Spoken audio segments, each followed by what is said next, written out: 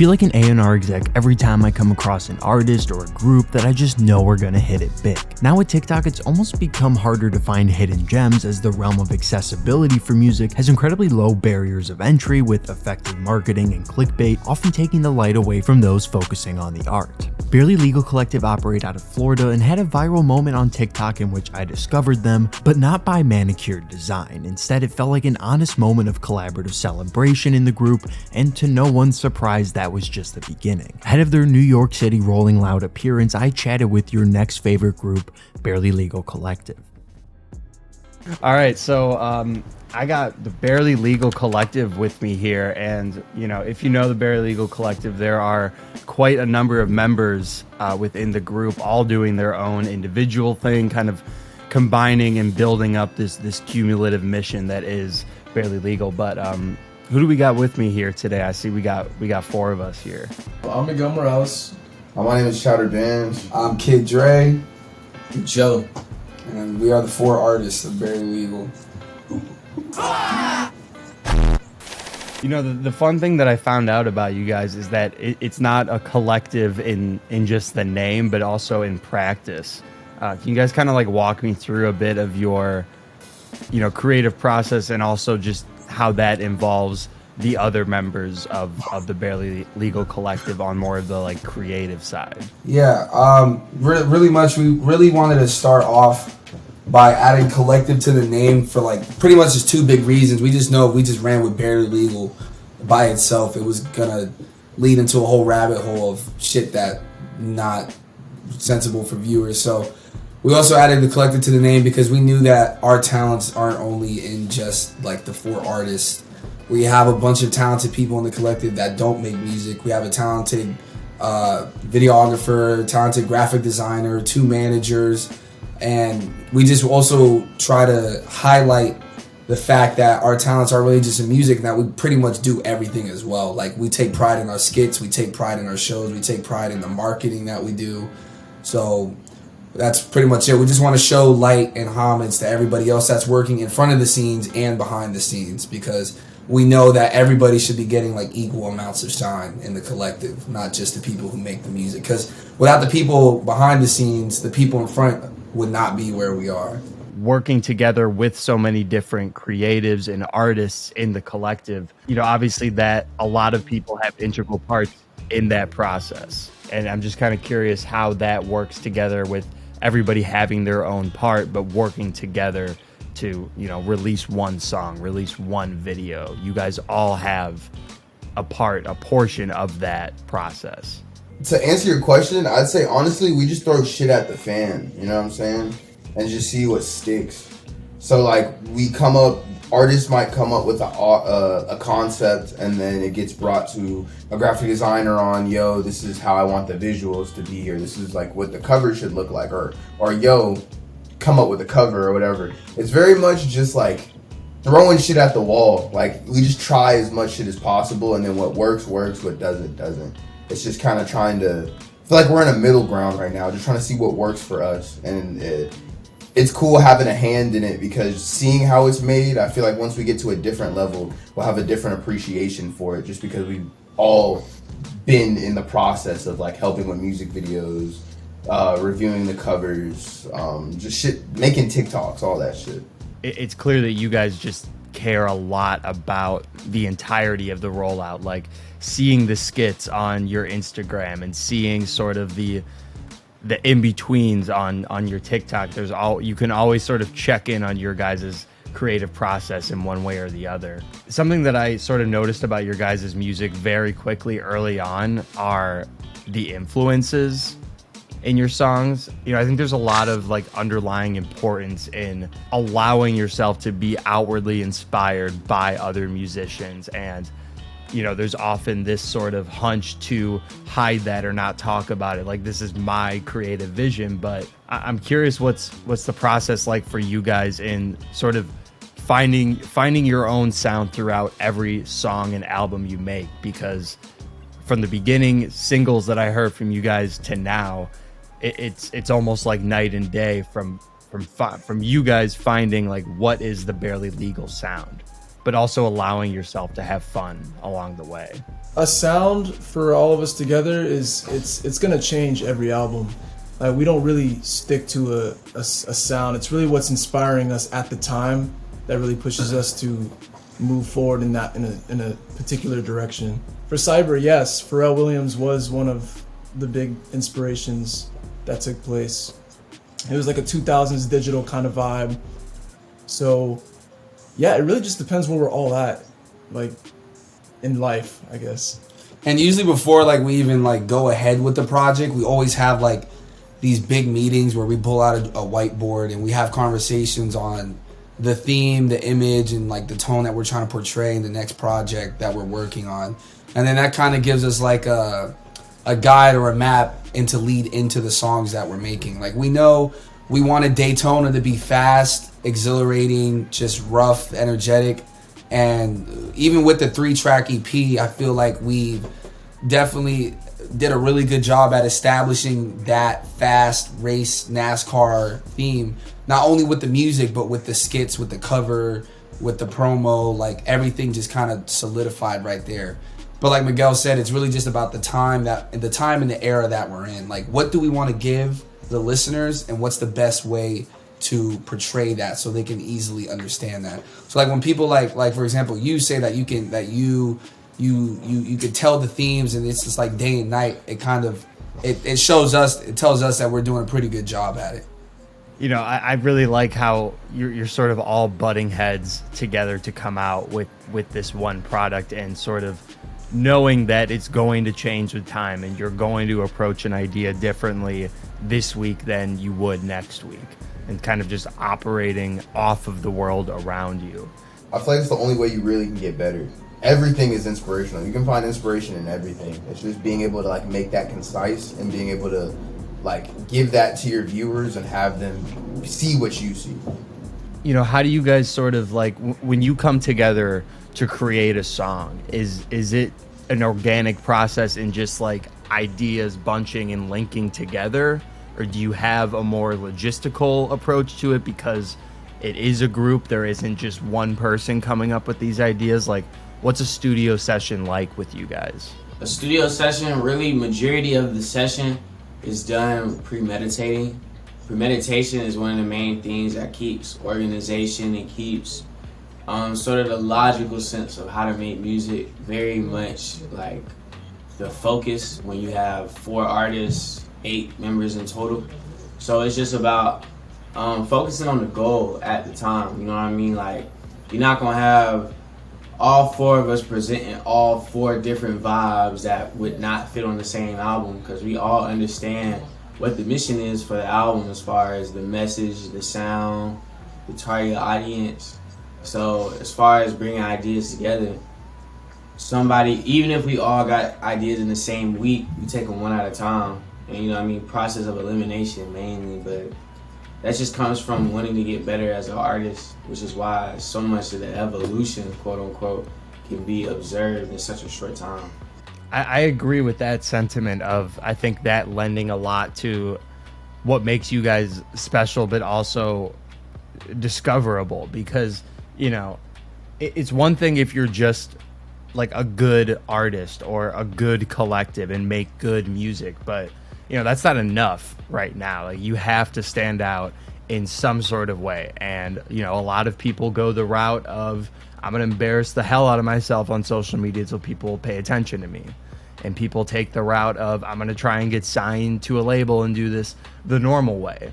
And, you know, looking at you guys, it's not only apparent that you've taken a different route from like watching your videos and listening to your music, but you know, just the fact that it has come together in what seems like a short amount of time. I'm not going to impede and say that it came together quickly or anything like that, but, you know, what's it been like for you guys for this journey to be so, I think, rapid, and going from releasing your singles and then boom, internet people, playlist placement, and then boom, Rolling Loud? Like, that's pretty quick. I don't know. It honestly just kind of, and didn't say like it felt like a long time coming. It was just like something that we just been waiting on. You know what I'm saying? Like, we know that we had this music. We know that like we have really good performances. We were just trying to, like, we were just in a middle ground. And especially with just doing shows in Tampa, like, we love Tampa and we love doing shows in Tampa, but we were ready to expand and try and, like, you know what I'm saying? Like, see the world, at least even see the U.S. a little bit, because a few of us haven't even traveled. So, like, I don't know, it's just been crazy. It's still hard to wrap my mind around it that we're going to even be performing at Rolling Loud New York, but just taking it one day at a time. I don't think any of us could give you, like, an answer of, like, how we're feeling on it. It's just, like, we're here and we're going to keep going forward and we're not going to stop. So yeah, it's pretty cool that we're in this, like, 2-bedroom, 6-bed Airbnb in New York when a lot of us really haven't left Florida at all. So it's kind of surreal looking at, like, from where we started with our first show of, like, 89 people at a artist showcase. That wasn't really our first show, to now this is, like, our second Rolling Loud, our first one outside of our home court. It's pretty cool and it's pretty surreal. I'm telling you, we're gonna even look back on this interview a year from now and be like, yo, goddamn. It's like, if you couldn't think of what to think about it now, I don't know if you're going to be able to do the same thing next year. It's going to be going even quicker. Well, you never progress if you're just attached to everything that you do. I feel like that's why we store so much, is because, like, a lot of people are putting in as much work as us just to get where we are at, while we're just putting in the work just out of the love of the art, and it's gotten us where we are. So I just say it's just a lack of attachment. We don't really feel away at all. Because if we did feel away, we might f it up. Now we're going to feel away once it passed, because then you can just look at it and your emotions going to create a perspective. But it ain't too many emotions being used right now. Anybody can do anything. Just I tried to say nah. I'm kind of curious, though, because operating in a lane with so many other artists, and you guys were graced with the Internet People cover on Spotify. That's one of the few Spotify generated playlists that I'll actually keep my eye on.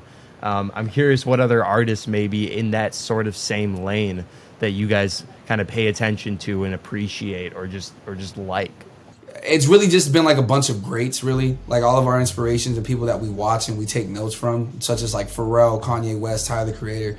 But there's another group out there that we really want to pay respects to, named Omni. They're locally based in Georgia, and we kind of felt really alone making music, and not even in the city, but just kind of around the world. Like, we're not really friends with a bunch of artists that are actually really passionate and actually have their head on straight about this stuff, until we met those kids. And, like, it kind of felt good watching them watching us, and just seeing the path that they're taking and seeing the path that we're taking, and, like, where our roads cross and where they meet in the middle.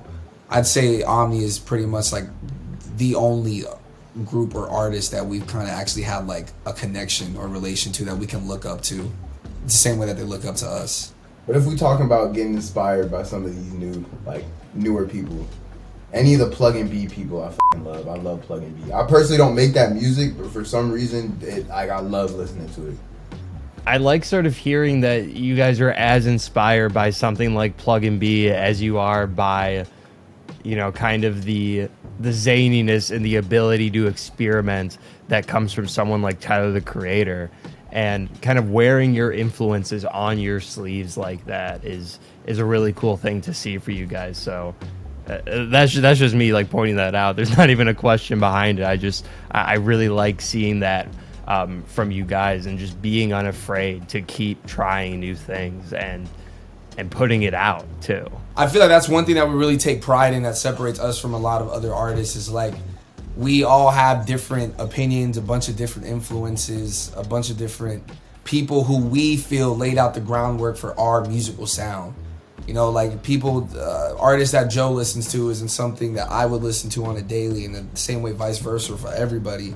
But we're also not very closed off into actually taking the time to listen to each other's inspiration, to try to find the middle ground, which is ultimately what makes it easier for us to make songs together. Because I know what Miguel and Bands and Joe's likes in songs, so we're going to try to meet somewhere in the middle for something like that. And that's what keeps our fans, in my opinion, is what keeps them guessing and not knowing what the next thing we're going to put out is what it sounds like. Because with our multiple different inspirations and our role models, as you can see with Cyber, with the Y2K era, with songs like Flavor, Can't Go Back, we were heavily inspired by Pharrell, and that's what we wanted to get that message across. But then we also have hype songs such as like That Way or D&D, which is a completely different side of the table. So, but majority of that comes from all of us not like walking the same path and having different artists that we look up to and we listen to. A lot of people don't know how to share the plate, and they don't want to share the plate. I don't think they want to know how to share the plate. That's true. A lot of people share the plate so that they can catch you lacking while you eat it. So don't be out here waiting for somebody to share the plate. I'll eat a little more carefully now. Thank you. Don't chew with your mouth open. Right now, you know, you guys are a little over, I believe, a month out of playing your first Rolling Loud, which, you know, in and of itself is absolutely insane. And, you know, kind of looking at the billing right now on the New York one, like, is that like build pressure for you guys? Are you anxious going into it? Excited? All of it? No pressure at all. I feel like all the 4 niggas in here, I feel like we were all born for this shit, and there's a reason we're here. Yeah, I don't really get nervous about it. I just feel like we just kind of show up. I feel like all of us have wanted to do this shit for so long, like to the point where when we get on that stage, we're so hyped that we like literally black out. And that's the only thing we're focused on. Then when we get off the stage, it's like, yo, like just trying to put back all the memories of like what happened, honestly. Yeah, we know that like performing is pretty like, it's part of the job. Like we can't just be artists who don't know how to perform. So when we perform, we try to just have as much energy as possible to keep the crowd entertained, because that's just the image we want to put out. We don't want to just be like artists who are only good behind the scenes. We want to cover every ground. But performing is probably one of my personal favorite parts of being an artist. Just seeing people like bop their heads, move, rage, that's like the best part about it. Like looking at you guys playing a Rolling Loud and really playing, I think, any other like wider show is like, it is, and you guys know this already, as I just heard, it is such an opportunity. Like, if someone's just walking by a stage and they just happen to hear your music and they move towards that, you might have just gained a lifelong fan there. And, you know, that's huge. And I'm kind of curious, have there been moments when you're playing like a Rolling Loud where, you know, you see people sort of like, as you're playing, like move in, gravitate in a little bit? You notice somebody maybe that wasn't bopping their head at the beginning starts, you know, getting a little bit more into it. Oh yeah, for sure.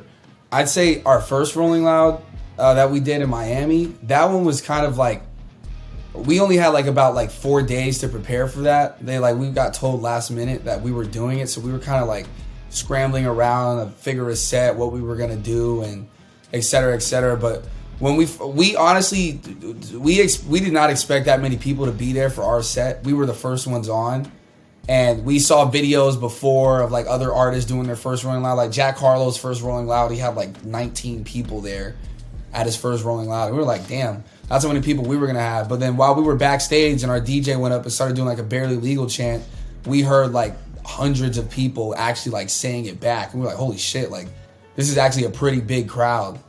And when we performed, me personally, I was kind of nervous because I feed off of like people's energy that I see, if they're bopping their head, if they're moving or not. And I didn't see that many people like bopping and moving their shit. But I still understood that like the job still needed to get done. And over time, like a lot of people who wasn't bopping their heads ended up bopping their heads. The mosh pits got bigger. People started just getting crazier. And I would see behind, because we were on the Monster stage, and that's the only one with like shade over it and Rolling Loud. So we saw a lot of people start coming towards our set while we were performing. Now, it could be because the music was good or they just wanted to get some shade. But either or, the crowd just got bigger and bigger, just short in the span of a short 15 minutes.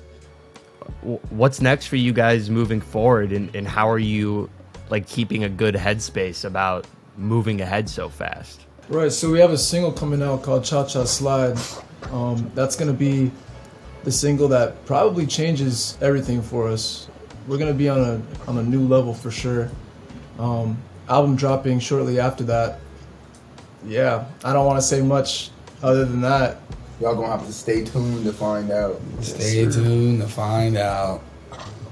Barely Legal, you know, they be going hardcore, bro. I know every single fucking word. Barely Legal, we're so proud of you. We're happy for you guys. But yeah, Barely Legal is the group to beat, I heard, around the block. This is only our beginning. We're closing chapter 1. That's it. That's all I could say. Like, we're not even anywhere. This is just the fucking beginning.